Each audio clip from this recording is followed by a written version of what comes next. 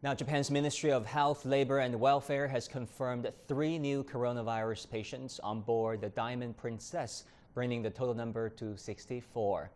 The ship is leaving Yokohama port for a day trip to run the engines for water treatment and will be back to the port on Sunday morning.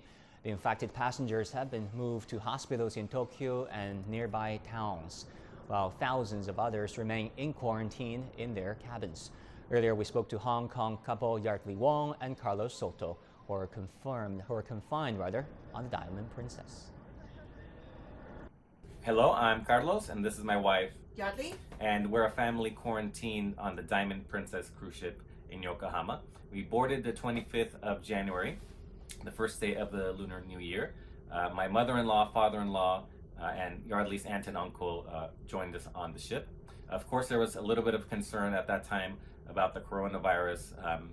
There was some screening about it, questionnaires to fill out. But once we got on the ship, we found people weren't really wearing masks. Life on the ship was very lively, lots of shows, entertainment. Of course, we were reminded before each meal to wash our hands and remain sanitary.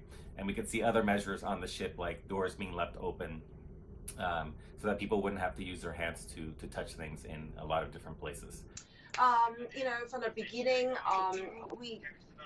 we know that from in Hong Kong before we get on the boat. Of course, we have a lot of precautions. We bring a lot of masks. We bring a lot of sanitizer. But when we get on the boat, we kind of lose off guard on it because nobody really wearing masks. Until later on, we saw the news from Hong Kong that there's a person got infected, so we start to get worried. But still, everything seemed okay until we find out we have to be in quarantine. Now we kind of worry because we didn't really wear masks during the time. Even though we have been selected to do the test, I'm sure we are negative. We haven't received our report yet, but we are sure we are negative. But still, we know what's going to happen to us. What is going to happen? We still have 11 more days to go during the quarantine. Yeah, I'm not too shocked by the actual numbers, just based on the data that's available scientifically. We're in a close environment. The first person might have infected several people.